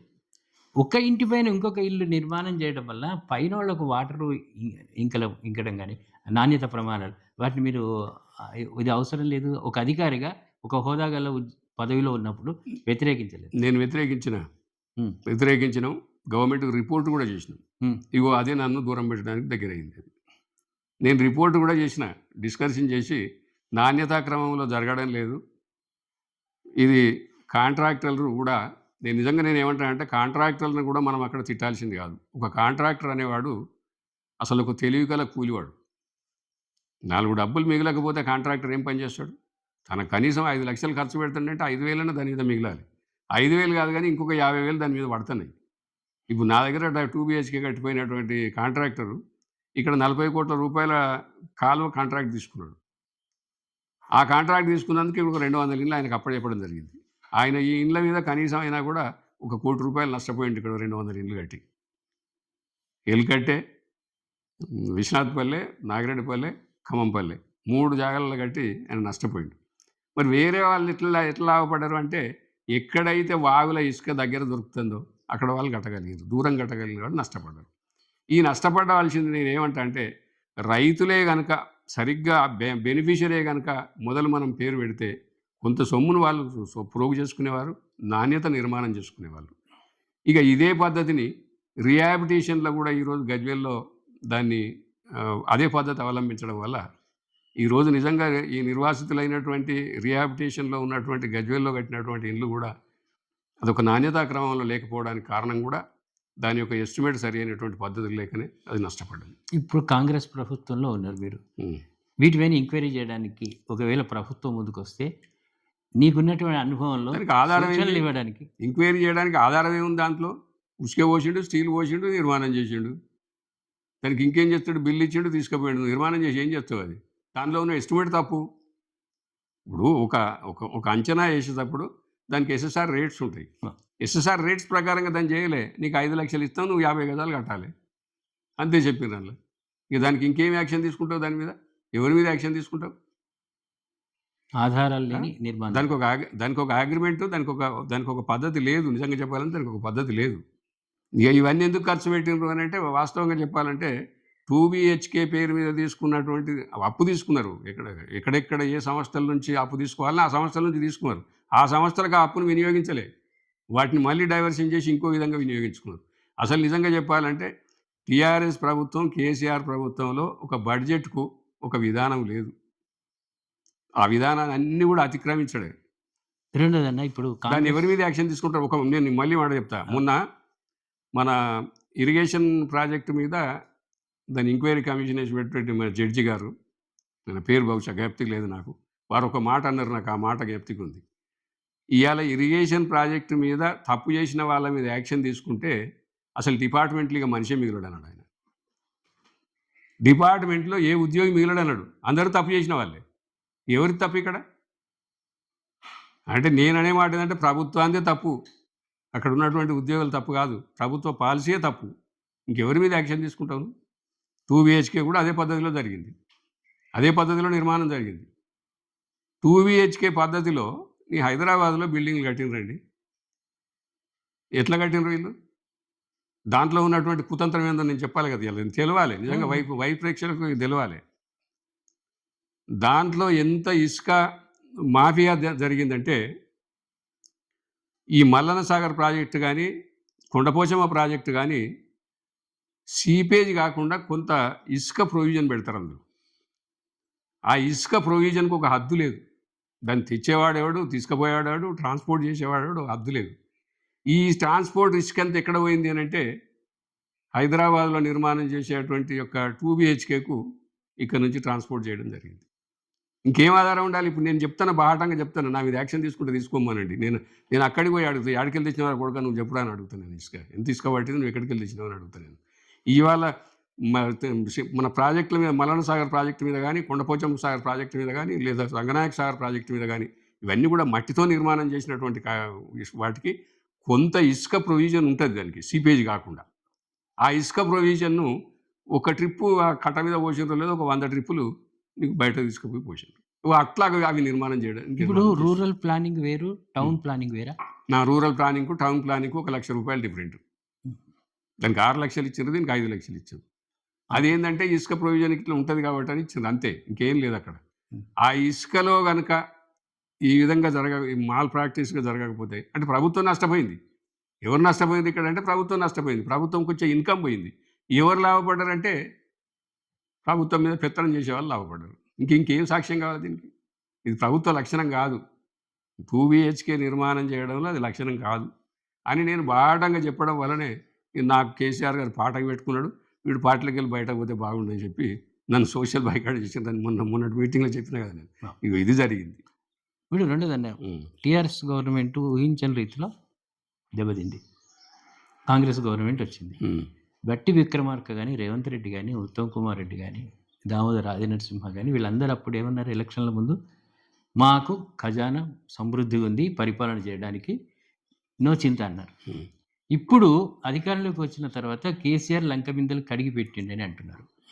ఒక్క ఫండ్ ఇంతవరకు శాంక్షన్ కాలేదు. సరిగ్గా ఎవరికి గూడా రావడం లేదు. దీనికి కారణం ఏంటి? చెప్తాను. దాని దయతోని వినేటువంటి శ్రోతలందరూ కూడా, శ్రేయోభిలాషులందరూ కూడా ఇది చాలా ముఖ్యమైనటువంటి విషయం. దీన్ని ఒక మంచి మనసుతో వాళ్ళు దీవించాలని కోరుకుంటున్నాను నేను. ఎందుకంటే రాష్ట్రం యొక్క ఆర్థిక పరిస్థితి, రాష్ట్ర ప్రజల యొక్క జీవన పరిస్థితి ఆకలింపు చేసుకున్న వాళ్ళే నాయకులు. ఆ నాయకులే ఇప్పుడు మన ఆర్థిక శాఖ మంత్రి బట్టి విక్రమార్క గారు, ముఖ్యమంత్రి రేవంత్ రెడ్డి గారు, పొంగులేటి శ్రీనివాసరెడ్డి గారు, వీళ్ళంతా చాలా ఉద్దండులు. ఒక మాట చెప్పాలంటే ఇప్పుడు కూడా ప్రజాక్షేత్రంలో ఉన్నటువంటి నాయకులే వీళ్ళు. ఎందుకంటే ఉద్యమ కాలంలో వాళ్ళు జర కనుమరుగైనరు. తెలంగాణ ఉద్యమ కాలంలో కనుమరుగైనరు. వాళ్ళు కూడా ఏం కనుమరుగు కాలే. వీళ్ళకి వచ్చి మళ్ళీ యాస్ట్ వచ్చి బయటకు పోయిన వాళ్ళే. వాళ్ళందరికీ తెలిసినటువంటి వాళ్ళే. కానీ ఏంటంటే కిరణ్ కుమార్ రెడ్డి కిరణాలను తట్టుకోలేక సాటుగా. కానీ వాళ్ళు అనుకున్నది ఏంటంటే ఆర్థిక పరిస్థితిని ఇంత దివాలా తీయించేటువంటి యొక్క చట్టం విధానం వాళ్ళు చూడలే. ఎవరైనా ఏమనుకుంటారు? ఇప్పుడు కేసీఆర్ గారు ప్రభుత్వం చేసినటువంటి పని ఏంటంటే ఆయనకు ప్రజలు 5 సంవత్సరాలు అధికారం ఇచ్చిండ్రు. కనీసం 6వ సంవత్సరం తెలుపుకునేటువంటి పెట్టుబడి అప్పు తీసుకురావాలి. కానీ 25 సంవత్సరాలు కూడా నీకు ప్రజలు తీర్పినా కూడా నీకు తీరినటువంటి పరిస్థితి చేస్తే ఇవాళ ఫెయిల్ అయినరు అని మీరు అనుకుంటాను. నేను తర్వాత చెప్తా విషయం గురించి. ఈ విషయం గురించి ముందుగాల చెప్తా. ఒక మాట ఏంటంటే కేసీఆర్ నడిపినటువంటి ఒక ప్రభుత్వం ఏ విధంగా ఉందంటే, ఒక 4 అన్నదమ్ములు కలిసినటువంటి కుటుంబం ఎట్లయితే ఉంటుందంటే, ఏదో ఒక కొడుకు పెత్తనం ఇస్తారు. ఆ కొడుకు పెత్తనం ఏం చేయాలి? నిస్వార్థపరుడైతే అందరినీ సమానంగా తీసుకుపోతాడు, అందరినీ సమాన కుటుంబంగా తీసుకుపోతాడు, సమానంగా ఉంటాడు. తన ఆఖరు వయసు మీరింది అని అంటే అందరు మంచి కింద పంచుకొని బిడ్డ ఎవరంతల వాడు బతుకుండని చెప్తారు. కానీ కేసీఆర్ గారు చేసినటువంటి సంసారం ఎట్లుందంటే, పెద్దరికం చేసినాడు, అప్పు తెచ్చిండు, తన కుటుంబాన్ని సంపాదించుకోమన్నాడు. ఇవాళ అప్పు ప్రజలకు అప్పు చెప్పిపోయిండు. ఇంతకంటే ఇంకా సాంకేతికం ఏం కావాలి? తాను తనకిచ్చిన అధికారం 5 సంవత్సరాలు. ఈయన 20 సంవత్సరాలు తెలిపినా కూడా ఇప్పుడు ఇలా ఇన్ని లక్షల కోట్ల అప్పు మిత్తుతో కట్టాలంటే మన ప్రభుత్వ ఇన్కమ్ ఎంత, అప్పు కట్టాల్సింది ఎంత, ప్రభుత్వం నడపవలసింది ఎంత, ఈ లెక్కలన్నీ చూసుకుంటే ఎన్ని సంవత్సరాలు ఇవాళ మన వెనుక వదలండి కేసీఆర్ గారు. దానివల్ల ఈరోజు వాళ్ళు పరిశాన్ అవుతున్నారు పాపం. అయినా కూడా పట్టుదలతోని ఇచ్చినటువంటి వాటిని చేర్చుకోవాలంటే ఉద్దేశంలో ఏం నెరవేరుస్తలేరో నాకు ఒకసారి చెప్పండి మీరు. నేను ఇప్పుడు చెప్తా. కేసీఆర్ గారు రైతు బంధు ఇస్తా అన్నాడు. ఆయన దిగిపోయే ముందు సగం మందికి కూడా రైతు బంధు ఇవ్వలే. మళ్ళా కాంగ్రెస్ గవర్నమెంట్ వచ్చిన తర్వాతనే 7,000 కోట్లు 8,000 కోట్లు మళ్ళీ కాంగ్రెస్ గవర్నమెంట్ ఇచ్చి కేసీఆర్ గారు ప్రభుత్వంలో బకాయి పెట్టిపోయినటువంటి రైతు బంధును కూడా వాళ్ళు నెరవేర్చారు. కానీ ఎందుకు అసంతృప్తి ఉంది? మీరు ఒక రైతుగా గుండె మీద చేసుకొని చెప్పండి. మాఫీ కాలేదని కొందరు రైతులు అంటున్నారంటే దీని వెనకాల ప్రతిపక్షం ఉండా లేకుంటే వాస్తవం? ఇప్పుడు మన తెలంగాణ ప్రజలలో ఉన్నటువంటి పరిస్థితి ఏంటంటే ఆర్థిక అసమానతలు ఉన్నాయి. ప్రజలలో ఆర్థిక అసమానతలు ఈరోజు 5 సంవత్సరాల నుంచి వచ్చినాయి కాదు, స్వతంత్రం వచ్చినట్టు నుంచి ఉంది, స్వతంత్రం కంటే ముందు నుంచి కూడా ఉంది. అదే ఆర్థిక అసమానతలు ఈరోజు కొనసాగుతూనే ఉన్నాయి. ఆర్థిక అసమానతలు ఉన్నన్ని రోజులు ప్రజలు అసంతృప్తిగానే ఉంటారు. ఇప్పుడు ఆర్థిక అసమానతలు కల్పించిన వాళ్ళు ఎవరు? ప్రభుత్వాల వాళ్ళే కల్పించారు. అగాధంగా ఆర్థిక పరిస్థితిని ఇంకా అసమానతలు ఎక్కువ చేసినటువంటి వాడే కేసీఆర్. ఒక మాట చెప్పాలంటే ఎక్కడ పోయింది ఇక్కడ ప్రభుత్వం సొమ్ము అని అంటే మీకు నేను ఉదాహరణగా చెప్తా. ఎక్కడ పోయింది అని అంటే ఉదాహరణ చెప్తా. ఎక్కడ ప్రజలు అసంతృప్తికి వచ్చిందంటే చెప్తా. ప్రభుత్వం యొక్క ఇన్కమ్ ఎక్కడ పోయింది అంటే చెప్తా. ఈరోజు కేసీఆర్ గారు ల్యాండ్ అక్విజిషన్ చేసుకుంటే ఒక రైతుకు 6 లక్షల రూపాయలు ఎకరానికి ఇస్తా అని చెప్తాడు. అదే రోజులలో 1 కోటి రూపాయలు 60 లక్షలు 40 లక్షలు పెట్టి కేసీఆర్ ఫామ్ హౌస్ దగ్గర భూములు కొన్నాడు. ఇది ఎంతవరకు సమంజసమండి? ఆ డబ్బు ఎక్కడ పోయింది? ఆ డబ్బు ఎక్కడికి వెళ్ళి తెచ్చుకున్నావు? అది ప్రజల సొమ్ము కదా. ఆ ప్రజల సొమ్మునంటే ఆ ప్రజల సొమ్ము ప్రభుత్వానికి చెందాలి. కానీ ప్రభుత్వం కాక ప్రభుత్వేతరులకు చెందినప్పుడు ఈ అసమానత ప్రభుత్వ ధనం వక్ర మార్గం పడుతుంటే ప్రజలలో అసంతృప్తి రాదా? అసమానతలు నిరూపించగలుగుతారా కాంగ్రెస్? ఇది ఇంతకంటే ఇంకేం కావాలి? ఇప్పుడు ఒకనాడు మనమే అనుకుందాం నిరూపించలేమంటారు కదా. నిరూపించలేమని మీరు అంటారు కదా. కేసీఆర్ కుటుంబ సభ్యుల యొక్క ఆర్థిక పరిస్థితి 2011 కంటే ముందు ఏముంది? ఇవాళ ఏముందో లెక్కలు తీసుకుంటే తెలుస్తలేదా? కేసీఆర్ కుటుంబ సభ్యులు కానీ, కేసీఆర్ ఎంబడి ఉన్నటువంటి మంది మాగదులు కానీ, వాళ్ళ యొక్క ఆర్థిక పరిస్థితులు ఇక నిరూపించమంటే నేను ప్రజలలో నిలబడతాడని అబద్ధం అంటారా? లేకుంటే ఇప్పుడేమన్నా లెక్కలు కాగితాలు దొరుకుతాయా నా దగ్గర? కానీ ప్రజలకు తెలుస్తలేరా? కేసీఆర్ ఎంబడి చెప్పులు మోసినోళ్ళు, హరీష్ రావు ఎంబడి చెప్పులు మోసినోళ్ళు ఏ విధంగా ఇవాళ వాళ్ళ బ్రతుకు తెరువులు మారినాయి, కేసీఆర్ పరిస్థితి ఎట్లా మారింది? నేను ఒక మాట చెప్తా, కేసీఆర్ గారే ఒకనాడు శాసనసభ్యుడిగా ఉన్నప్పుడు తన అప్పు కట్టలేక ఎస్సీ కార్పొరేషన్కి ఆయన భూమి అమ్మిండండి. అప్పు కట్టలేక ఎస్సీ కార్పొరేషన్కి భూమి అమ్మిండు. ఇవాళ కేసీఆర్ పరిస్థితి ఏంది? సరే, ఇంకొక మాట కూడా చెప్తా, ఒకనాడు ఉద్యమ కాలంలో డబ్బులు ఇవ్వకపోతే కూడా సిద్దిపేటలో బిల్డింగ్ అమ్మిండు. మరి ఇవాళ డబ్బులు లేవా? 12 ఎకరాల భూమి లేదు, 18 ఎకరాల భూమి లేదు. ఇలా 100 ఎకరాల భూమిని ఒక ఫామ్ హౌస్ కడతానంటే ఎక్కడికి వెళ్ళి వచ్చినాయండి డబ్బు? ఇది అంటే ఆయన జీతం మీదనే వచ్చినాయా? ఏ పార్లమెంట్ మెంబర్ జీతం మీదనే వచ్చినాయా? తెలియదా? ఇంకా వాళ్ళ కుటుంబ సభ్యుల పేర్లు ఏమైనా చెప్పాలనా? ఆ కుటుంబ సభ్యులందరూ కూడా ఇవాళ సంపాదించుకున్నారు కదా. ఒకటే మాట చెప్తానండి, ఒకనాడు కారులో డీజిల్ లేకపోతే పెట్రోల్ పంపులో ఉద్దర పోసుకున్నటువంటి వాళ్ళు హెలికాప్టర్ల మీద తిరిగినారండి 5 ఏళ్ళు. ఎక్కడికి వెళ్ళి వచ్చింది? అంతకంటే కోసం ఇంకేం చేయాలి? ఏం వ్యాపారం చేసి వచ్చిందండి? మీరు కాంగ్రెస్ నాయకులకు లేవంటారా బండ్లు? ఫ్లైట్లు లేవంటారా వాళ్ళకి? హెలికాప్టర్లు లేవంటారా? ఇంత తొందరగా వాటిలో అయితే లేదు. కేసీఆర్ కుటుంబం అంత తొందరగా ఇంత హంగామా ఉపయోగించిన వాళ్ళు అయితే లేరు అందులో. చెప్పండి ఒకసారి, నాకు చెప్తా. నేను ఒక్కొక్కరి విషయం చెప్తా. పొంగులేటి శ్రీనివాసరెడ్డి అంటారు, నిజంగా వాళ్ళ కుటుంబం ఒక 20 సంవత్సరాల నుంచి 25 సంవత్సరాల నుంచి కాంట్రాక్ట్ పొజిషన్లే పోతుంటారు వాళ్ళు. బ్యాంకులలో అప్పులు తెచ్చినరా, కాంట్రాక్ట్ చేసినరా? ఒక బిడ్ కాంట్రాక్టర్. వీళ్ళ కుటుంబం ఏమైనా బిడ్ కాంట్రాక్ట్లు చేసినరా? లేవన్నా ఇండస్ట్రీలు పెట్టినరా? ఎక్కడికి వెళ్ళి వచ్చినాయండి ఇవన్నీ? ఇంకా అంతకంటే చెప్పాలంటే ఇంకా చెప్పాలా మళ్ళీ వీళ్ళ కుటుంబం చేసినటువంటి పరిస్థితులు. హైదరాబాద్ ఇప్పుడు తెలంగాణను ఎట్లా అభివృద్ధి చేస్తామనంటే కేసీఆర్ గారు ఒకనాడు అన్నాడు, నిజాం ఆస్తులు మస్తుగా ఉన్నాయి, హైదరాబాద్ భూములన్నీ మంచిగా అమ్మొచ్చు అని చెప్పిండు. కానీ న్యాయంగా అమ్మిండా హైదరాబాద్ భూములని? హైదరాబాద్ భూములన్నీ న్యాయంగా అమ్మిండా? మీరే చెప్పండి. విని ప్రజలందరూ కూడా నిజంగా దయచేసి ఆలోచించి చెప్పండి, అమ్మిండా? ఏది కోకాపేట వాటి భూమి? కోకాపేట కాదు, హైదరాబాద్ చుట్టుముట్టు కూడా ఇండస్ట్రియల్ డెవలప్మెంట్ కార్పొరేషన్ అని పెట్టి కేటీఆర్ గారు దానికి మంత్రిగా ఉండి ఏ పద్ధతిలో భూములు అమ్ముకుంటే ఇదంతా ప్రజలకు తెలియదా? హైదరాబాద్ చుట్టూ ఉన్నటువంటి భూములను కూడా హద్దులు ఏర్పాటు చేసి రిటైర్డ్ అయినటువంటి అధికారులను ఇక్కడ పెట్టి వాళ్ళతో సర్వే చేయించి, రిటైర్డ్ సర్వేయర్లు, రిటైర్డ్ తహసీల్దార్లు, రిటైర్డ్ ఆర్డీఓలు వాళ్ళందరిని ఒక ఏజెంట్లుగా పెట్టి సర్వే చేయించి వాటిని హద్దులు ఏర్పాటు చేయించి అప్పుడు ఎవడైతే కొనే వాళ్ళ గురించి దేవులాడినట్టు ఇది ఒక బ్రోకరేజం కదా. ప్రజలు బ్రోకరేజం చేయలే, ప్రభుత్వమే బ్రోకరేజం చేసింది. మరి ప్రభుత్వం బ్రోకరేజం చేసిందంటే నిజంగా వాళ్ళు కొన్నటువంటి సొమ్ముకు దాని విలువకు ఇప్పుడు హెచ్ఎండిఏ కొన్నటువంటి భూమి 20 లక్షలు 30 లక్షలకు ఇప్పుడు అమ్మిండ్రు. 20 లక్షలు 30 లక్షలు వాళ్ళు ఇచ్చారు. ఇప్పుడు పక్క పొంటే అదే వాడు కొంటే 2 కోట్లకు ఎకరం కొంటాడు. ఇది వ్యత్యాసం కాదా? ఇవి ప్రభుత్వం భూములు అమ్మడం అనేది ఉమ్మడి రాష్ట్రంలో వస్తున్న ఆచారం ఇది. నాకు తెలిసినంత వరకు అయితే ప్రభుత్వ భూములు ఏ ప్రభుత్వం అమ్మలే. ప్రభుత్వం భూమి ఎప్పుడు ఇచ్చింది అని అంటే ఒక పరిశ్రమ పెడతా అంటే ఒక ఒక సమాజానికి ఒక ఒక ఇన్కమ్స్ ఒక జీవనోపాధి కల్పించడానికి భూమి ఇచ్చారు. కానీ భూములు మాత్రం ఈ విధంగా అమ్మలే. ఇది మన తెలంగాణ గవర్నమెంట్ వచ్చిన తర్వాత, అది కేసీఆర్ గవర్నమెంట్ వచ్చిన తర్వాతనే ఈ అమ్మేటువంటి పద్ధతిని పెట్టింది అనేది ఒకటి ఒక ఆనవాయితీ. టీఆర్ఎస్ గవర్నమెంట్లో రైతు బంధు, కార్మిక శాఖ మంత్రి మల్లారెడ్డి కూడా వచ్చినాయి. ఇప్పుడు ఎందుకు వస్తలేవు? ఎందుకు ఆంక్షలు? అది మంచిగా చెప్పింది.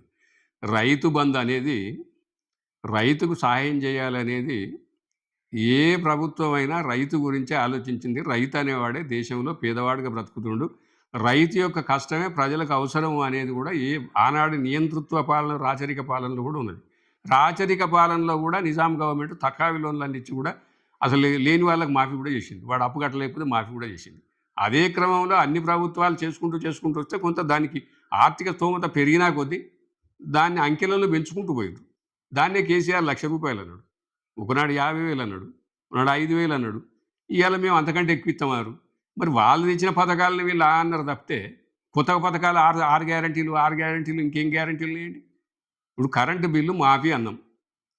మాఫీ అనేది అయితే కరెంటు బిల్లు మాఫీ పెట్టింది అయితే ఆనాడు తెలుగుదేశం ప్రభుత్వం పెట్టిందో, కేసీఆర్ ప్రభుత్వం పెట్టిందో ఎవడైనా మాఫీ చేసిండు. ఎవరైనా 200 యూనిట్ల కంటే 200 అదే చెప్పబోతున్నా.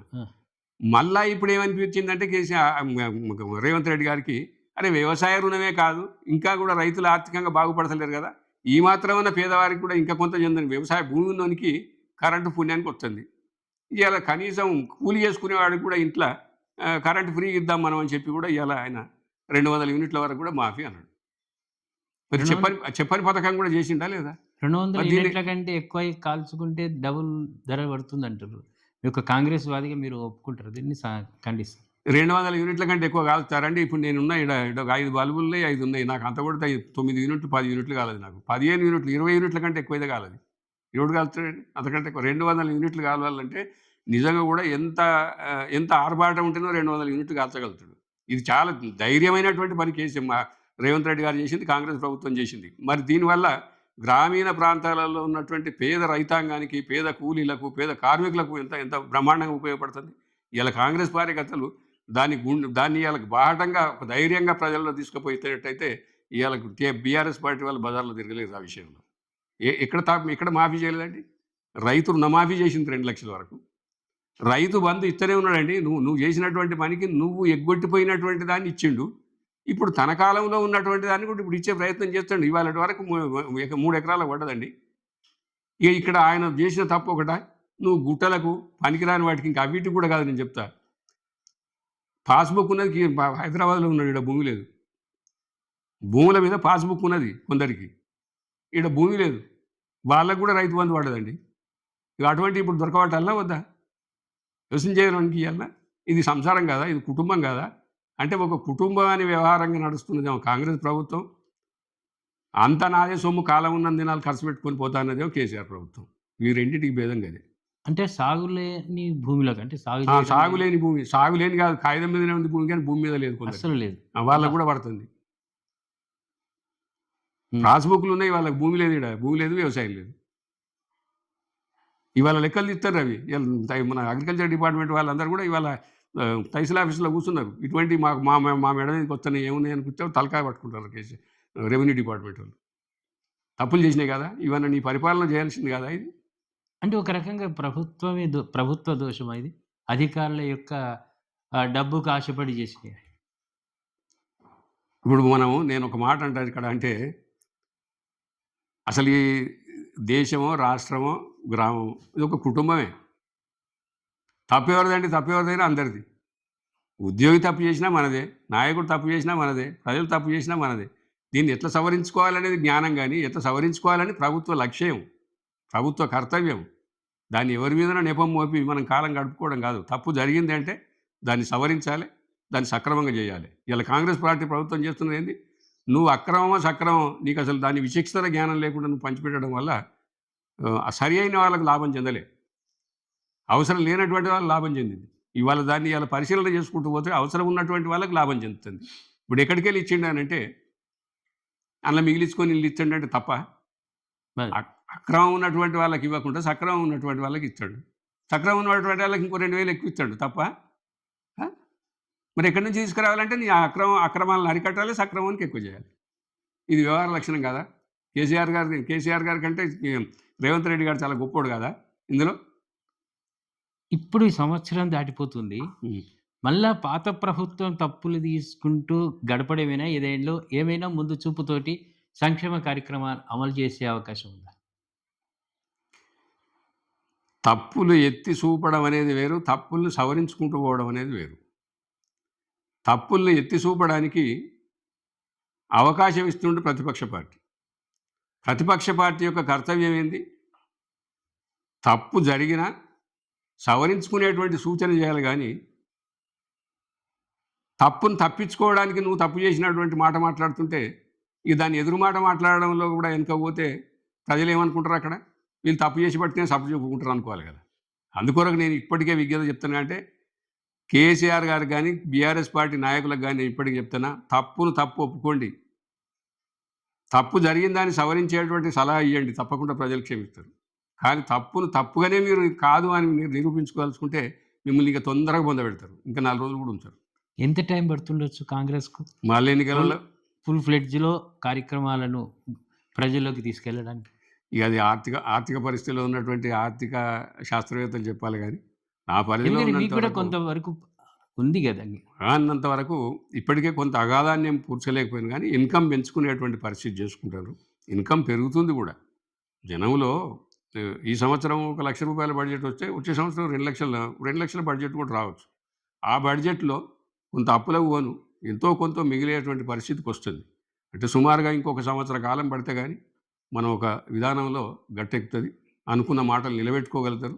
ప్రజలలో మంచి పేరు తెచ్చుకోగలుగుతది ఇవి ఒకటి కాంగ్రెస్ ప్రభుత్వం. భూమన్న, మీరు బీఆర్ఎస్, టీఆర్ఎస్ గవర్నమెంట్‌లో ఉన్నారు. ఇప్పుడు కాంగ్రెస్ గవర్నమెంట్‌లో ఉన్నారు.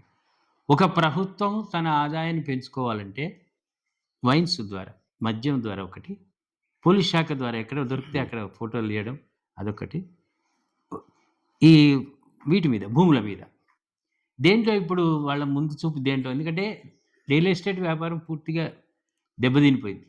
భూముల ధరలు గూడా దెబ్బతిన్నాయి. వాళ్ళ అంచనా ఎలా ఉంది? మీరు రియల్ ఎస్టేట్ వ్యాపారం అన్నందుకు ఇది నాకొక మంచి ప్రశ్న ఇది. నేను ఒక వస్తువును ఒక వ్యక్తి కొనుగోలు చేసినప్పుడు, ఆ వస్తువు మీద ఇన్కమ్ ఎంతొస్తది అని ఆలోచించి కొనుగోలు చేస్తే అది లాభం, నష్టం కింద లెక్క కట్టాలి. కానీ డబ్బును దాచిపెట్టుకోవడానికి వస్తువును కొనుక్కుంటే దానికి లాభ నష్టాలతోని ఏమైనా సంబంధం ఉంటదా? భూముల విలువలు తగ్గితే ప్రభుత్వానికి ఏమైనా నష్టమైద్దా? భూముల విలువలు పెరిగితే ప్రభుత్వానికి ఏమైనా నష్టమైద్దా?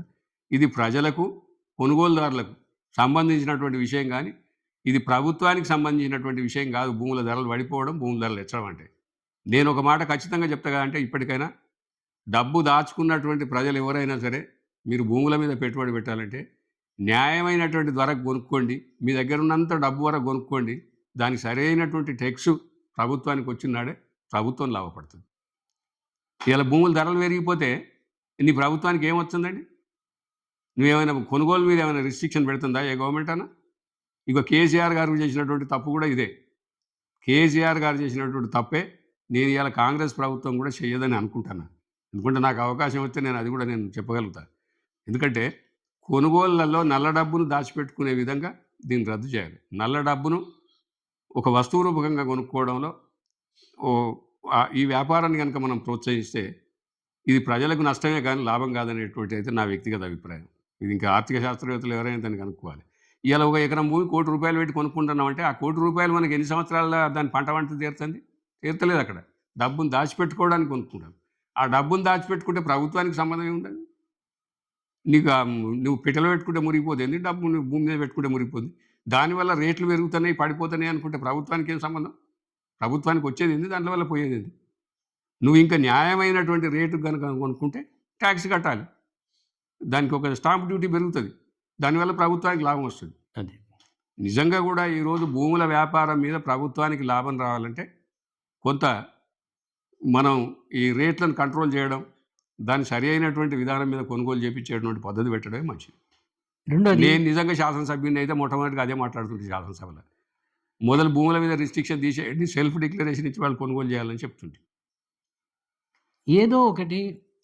ఎందుకంటే బస్సులో కూర్చొని ఒక 100 కిలోమీటర్లు మనం నడిస్తే మన పక్కన కూర్చున్న వాడితో ఒక అనుబంధం ఏర్పడుతుంది. దిగేటప్పుడు ఏదో బాధగా దిగిపోతూ ఉంటుంది. మీరు కార్ స్టీరింగ్‌ను ఒక రకంగా గేర్ మీద చేయి వేసిండ్రు, స్టీరింగ్ మీద చేయి వేసిండ్రు. 2 సంవత్సరాలు నడిచింది. ఏమైనా ఒక్కొక్కసారి మీ ఆత్మ ఘోషిస్తదా? కేసీఆర్ వైపు గుంజుతదా? కొంత స్నేహితం అంటూ చేసినప్పుడు జీవితకాలం పరిమితమైంది. ఇది ఎప్పటికి ఉండేది కాదు. మనం ఇప్పుడు ఒక 30-35 సంవత్సరాలు మనం కేసీఆర్కు అనుబంధ జీవితంగా ఉన్నాం.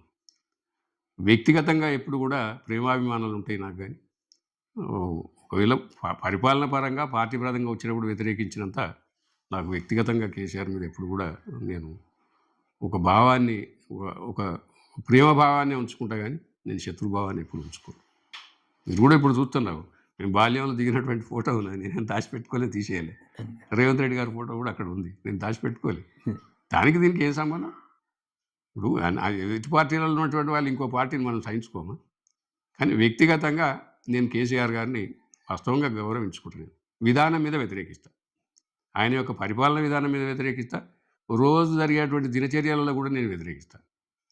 రెండోది, ఇప్పుడు రేవంత్ రెడ్డి గారు మిమ్మల్ని పిలిచి మీకు కీలకమైన బాధ్యత లేకుంటే ఎమ్మెల్సీ పదవి ఇస్తా అంటే మీరు ఇంకైనా ఏదైనా కోరుకుంటారా? లేకుంటే సరిపోతుందని ప్రజలకు ఉపయోగపడే పనులు చేస్తారా? నేను ఎప్పుడు కూడా పదవులను ఆశించినటువంటి యొక్క వ్యక్తులు ఎవరు ఉండరు సహజంగా. నేను కూడా ప్రజా జీవితంలో ఉన్నటువంటి వాడిని. పదవి అనేది ఆశించడంలో మనం ఆ పార్టీకి చేసినటువంటి సేవ మనకు హక్కు ఉండాలి. నేను కాంగ్రెస్ పార్టీకి ఇప్పటికి సేవ చేయలేదు. నా గురించి పార్టీకి అవసరమా అని అనుకుంటే కాంగ్రెస్ ప్రభుత్వం నాకు ఏ పదవి ఇచ్చినా తీసుకుంటా, పార్టీ పదవి ఇచ్చినా తీసుకుంటా, సంతోషపడతా. లేకపోతే ఏ పదవి ఇవ్వకుండా నేను ఒక కార్యకర్తగా కూడా పనిచేస్తాను. పదవి ప్రాముఖ్యం కాదు, ప్రజల్లో నిరంతరం ప్రజల్లో నిరంతరం ఉండాలంటే నాకు మన వ్యక్తిత్వం ప్రజల మీద ఉండాలి, ప్రజల యొక్క మనసు మన మీద ఉండాలి. బీఆర్ఎస్గా మార్పు చెందడంతో ఓ రకంగా పార్టీకి గుర్తింపు పోయింది ప్రజల్లో. ఆ తర్వాత కవిత గారు ఒక రాజ్యసభ సభ్యురాలుగా, ఎంపీగా, పార్లమెంటు మెంబర్గా ఉండి అంతకుముందు కూడా తెలంగాణ ఉద్యమంలో కూడా ఆమె బతుకమ్మ పండుగ ఇవన్నీ కూడా ముందుకు తీసుకెళ్ళడం జరిగింది. ఏదో కేజ్రీవాల్ వీళ్ళ లిక్కర్ కేసు ఒక రకంగా వీళ్ళ ఓటమికి ప్రధానమైన కారణం అయి ఉండొచ్చా? తప్పకుండా. ఒక మాట చెప్పాలంటే కేసీఆర్ గారికి ఉద్యమ కాలంలో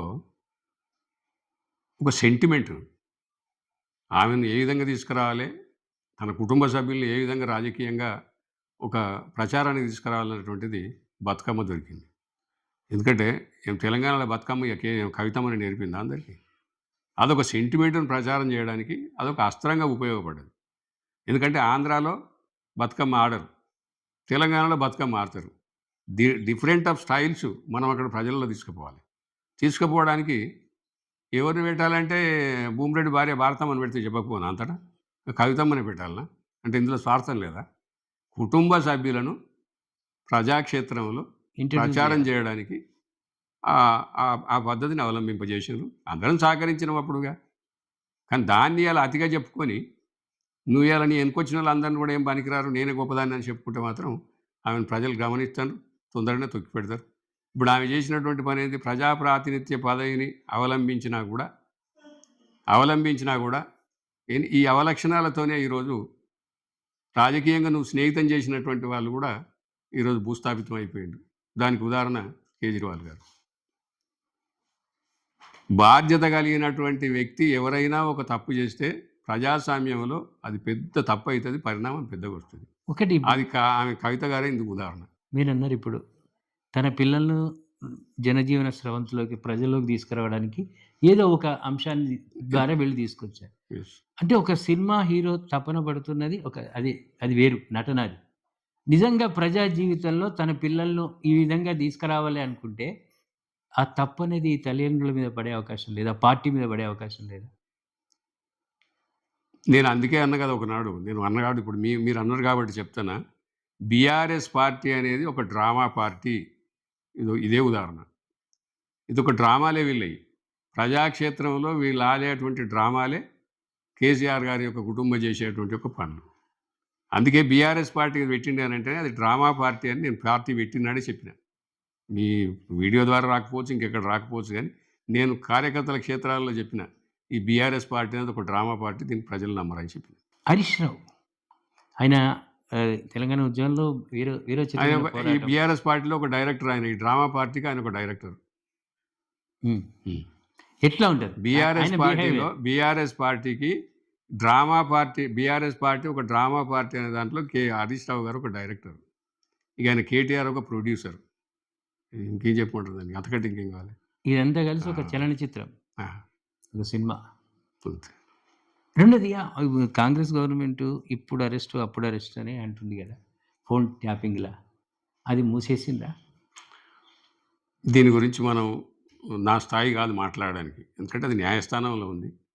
న్యాయస్థానం చట్ట ప్రకారంగా పోతుంది కాబట్టి తప్పు చేసిన వాడు తప్పకుండా శిక్షించబడతారనేటువంటి విశ్వాసం మన భారతదేశం యొక్క రాజ్యాంగంలో ఉంది, చట్టంలో ఉంది. దాన్ని నిర్వర్తించేటువంటి యొక్క జడ్జీలు కూడా చాలా చక్కటి వాళ్ళు ఉన్నారు. తప్పకుండా తప్పు చేస్తే తప్పకుండా శిక్ష పడుతుంది. హైదరాబాదులో నడుస్తున్న హైడ్రా నాగిరెడ్డిపల్లికి రేవంత్ రెడ్డి పంపిస్తా అంటే మీరు ఒప్పుకుంటారా? తప్పకుండా ఒప్పుకుంటారు. ఎందుకు ఇక్కడ లేదనే? హైడ్రా అనేది ప్రజల సంక్షేమం కొరకు వాళ్ళు చేయవలసినటువంటి గత ప్రభుత్వాలు చేయకపోవడం వల్ల ఈ ప్రభుత్వం ఈరోజు ధైర్యంగా తీసుకున్నది. ఈ ప్రభుత్వం, కాంగ్రెస్ ప్రభుత్వం, రేవంత్ రెడ్డి గారి ప్రభుత్వం ధైర్యంగా తీసుకున్నది. కేసీఆర్ గారు టీఆర్ఎస్ ప్రభుత్వంలో కూడా ఈ అంశాన్ని పరిశీలన చేసిండ్రు. పరిశీలన చేసినప్పుడు వాళ్ళకి ప్రజల ఆదరణ కావాలి కానీ ప్రజల సంక్షేమం అక్కర్లేదు, వాళ్ళకు ప్రజల సుఖజీవనం అక్కర్లేదు, ప్రజల ఆదరణ కావాలి. ఒకవేళ కఠినమైనప్పుడు ఒక మంచి పనిని చేస్తే కఠినంగా వివరించవలసి వస్తుంది, కానీ దాని ఫలితాలు తద్వారా ఏర్పడతాయి, ఆలస్యంగా ఏర్పడతాయి.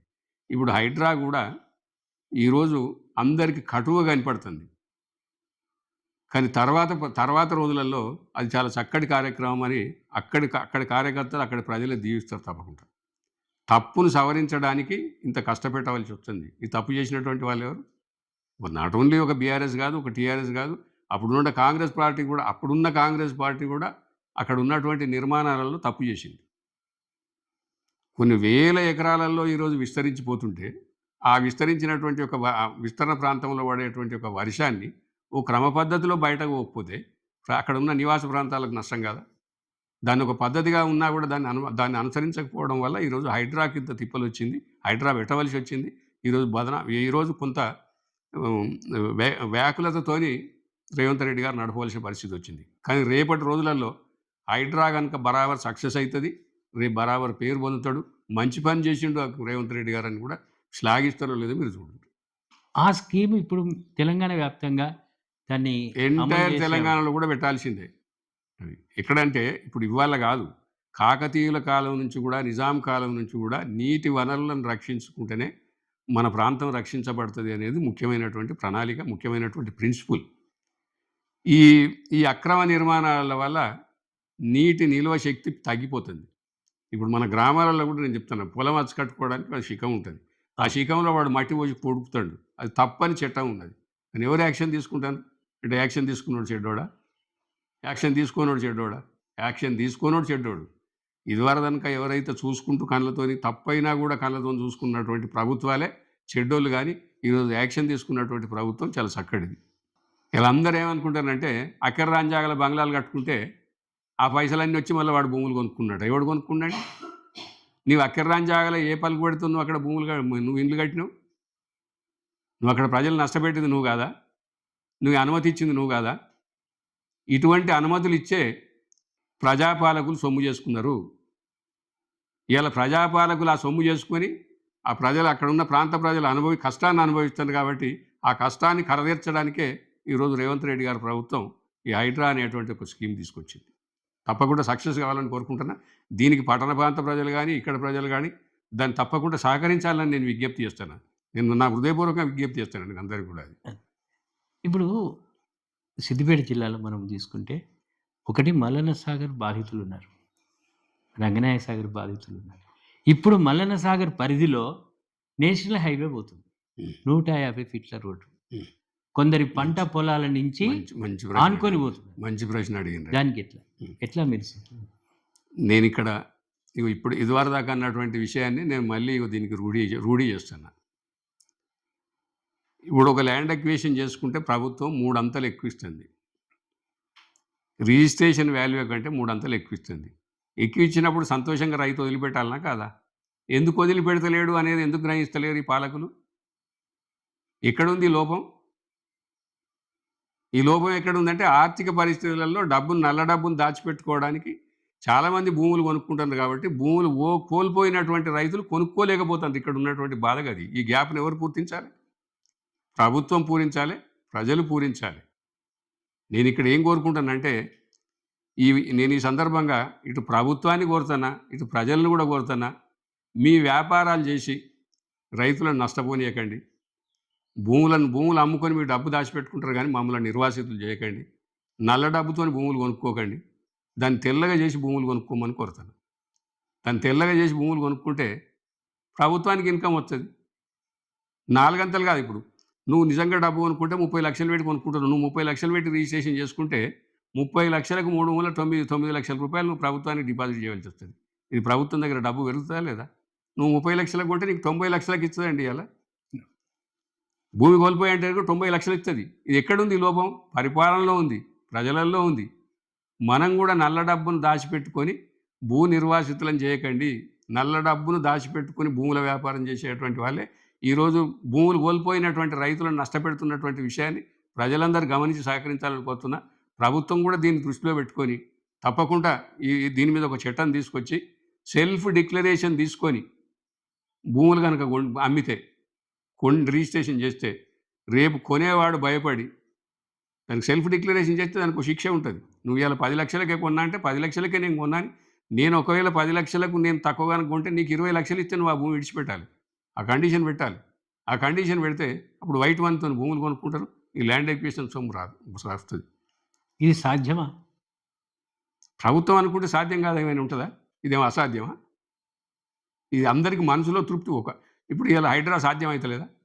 హైడ్రా సాధ్యం అవుతుందా అన్నారు. అవుతలేదా? హైడ్రా సాధ్యం అవుతుందా? తప్పకుండా ఇది కూడా సాధ్యం అవుతుంది. నేను నిజంగా కాంగ్రెస్ పార్టీలో కనుక ఏమైనా డిస్కషన్ వస్తే నేను తప్పకుండా బాహటంగా ఈ మాట చెప్తా రేవంత్ రెడ్డి గారికి. రేపు ఈ భూముల వ్యాపారంలో మీరు ఒక పద్ధతిని అవలంబించండి. ఎంత గుంటడో అంతకే రిజిస్ట్రేషన్ చేసుకోవాలి. అప్పుడు మనం ఈ భూసేకరణలు చేస్తుంటే మనకి ఇటువంటి ఇబ్బంది రాదు అని చెప్తా. నేను ఇది కేసీఆర్ గారికి చెప్తే పెడచెవిన పెట్టడం వల్ల ఈరోజు నాశనం అయిపోతుంది అనేటువంటి నా ఉదాహరణ. నేను చెప్పిన ఈ మాట ఇదివరకే చెప్పిన నేను కేసీఆర్ గారికి ఈ మాట చెప్పిన నేను. ఇవాళ మీరు ఎందుకు నష్టపోతున్నారు అని అంటే మీరు నల్ల డబ్బును మీరు తెల్లగా చేసుకోవడానికి భూములను ఉపయోగిస్తారు తప్పితే రైతులు బాగుపడడానికి కాదని చెప్పిన. మీరు ఒకటి షార్ట్గా చెప్పండి. బీఆర్ఎస్ ఏం చేసి పడిపోయింది, కాంగ్రెస్ ఏం చేస్తే ముందుకు వస్తుంది? బీఆర్ఎస్ చెప్పింది చేయలేదు, కాంగ్రెస్ చెప్పింది చేస్తుంది. కాబట్టి కాంగ్రెస్ ముందుకు వస్తుంది, బీఆర్ఎస్ పడిపోతుంది. ఇంతసేపు మీ భావాలను పంచుకున్నా. అదే ఇప్పుడు వన్ వర్డ్లో వైవా క్వశ్చన్స్. మీరు నేరుగా మనసులో ఏది దాచిపెట్టుకోకుండా క్లియర్గా చెప్పాలి. తప్పకుండా నేను మనసులో లోసిందే చెప్తా, కపటంగా ఏది చెప్పాలి. రేవంత్ రెడ్డి ముక్కుసూటి మనిషి. కేసీఆర్ ఆయన ఒక ఆలోచన పరంగా ఆయన ఒక తాంత్రికుడు, మాంత్రికుడు కాదు, తాంత్రికుడు. కేటీఆర్గా ఒక మాట దొడ్డుగా చెప్పాలంటే అసలు స్నేహిత కావిలి మనిషి కాదు, ప్రతివాడు కూడా అసహ్యించుకునే మనిషి. ఆయన ఒక చీటర్. హరీష్ రావు ప్రేమతో చూసిందని బొంద పెడతాడు. కవితకు ఉన్నంత అత్యాశ, డబ్బు అనే అత్యాశకు ఏదైనా ఆమె పాల్పడుతుంది. ఇప్పుడు తెలంగాణ పరిస్థితి ఏం అగమ్య గోచరంగా లేదు, చాలా గోచరంగా ఉన్నది. తప్పకుండా తెలంగాణ బాగుపడుతుంది. మంచి నాయకత్వాన్ని ఎన్నుకున్నారు తెలంగాణ ప్రజలు. రేపు ఈ నాయకత్వాన్ని కొనసాగిస్తారు. ఫలితాలు తొందరగానే వస్తాయి. 1 సంవత్సరం లోపల కాంగ్రెస్ ప్రభుత్వం, రేవంత్ రెడ్డి గారి యొక్క పరిపాలన పరిస్థితులు ప్రజలకు వస్తాయి. తప్పకుండా ఆశీర్వదిస్తారు. భవిష్యత్తులో కాంగ్రెస్ పార్టీ చేసే వ్యూహాలు ఎలా ఉండబోతుంది? ప్రజా సంక్షేమం గురించి, ప్రజల జీవన వ్యవస్థ గురించి ఎప్పటికప్పుడు ఆలోచించి నిర్ణయాలు తీసుకుంటారు. ప్రజల మనసులను కూడా మీలాంటి మీడియా ద్వారా తెలుసుకొని ఆ ప్రణాళికలు రూపొందిస్తారు. భూమిరెడ్డి గారి వ్యక్తిత్వం. నా వ్యక్తిత్వాన్ని నేను చెప్పుకోవడం ఎట్లా, మీరు చెప్పాలి, లేకుంటే ప్రజలు నీ వినేటువంటి ప్రజలు చెప్పింది నాకు మళ్ళీ మీరు చెప్పుండ్రి. అంతే. కఠోర బ్రహ్మచారి మీ పార్టీ అధ్యక్షుడు రాహుల్ గాంధీ. ఆయన యొక్క శరీర నడకలనే కనపడుతుంది. అంతకంటే నాకు పరిచయం అయితే లేదు. కానీ ఒక మాట చెప్పాలంటే వారి కుటుంబం దేశానికి త్యాగం చేసే కుటుంబమే కానీ దేశాన్ని దోచుకున్న కుటుంబం అయితే కాదు. గాంధీ కుటుంబం అంటే సరిగా ఆయన గాంధీ వారసులా గాంధీ కుటుంబం అని తెలియదు, కానీ నేను గాంధీ కుటుంబం అని అనవాళ్ళను. నాకు తెలిసిన వరకు నెహ్రూ కుటుంబం అంట. ఆయన గాంధీ కుటుంబం అని నేను అన్నా. గాంధీ గారి యొక్క సహచరత్వంలో పెరిగినటువంటి వాళ్ళ గాంధీ అని పేరు పెట్టుకున్నారేమో, కానీ వాళ్ళ కుటుంబం నెహ్రూ కుటుంబం.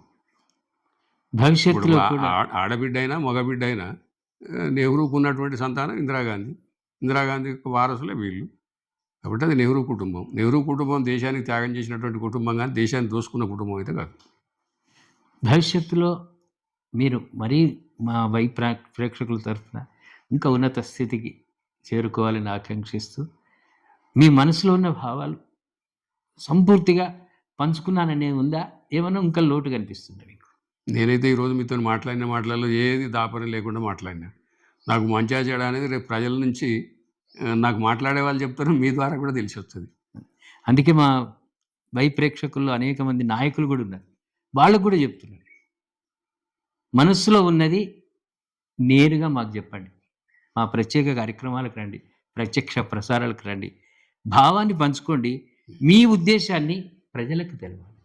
మీకు ప్రత్యేకంగా ధన్యవాదాలు తెలియజేస్తున్నాను. మీకు ముందు ధన్యవాదాలు చెప్పాలి. ఎందుకంటే ఇంత మంచి కార్యక్రమం తీసుకొని నా గృహానికి వచ్చి మీరు నా యొక్క భావాన్ని తెలియజేసినందుకు నేను చాలా సంతోషపడుతున్నాను. విన్నటువంటి శ్రోతలు కూడా నేనేదో తప్పు మాట్లాడితే స్వయంగా నాకు చెప్పాలని కూడా నేను అడుగుతున్నాను వాళ్ళని. తప్పకుండా.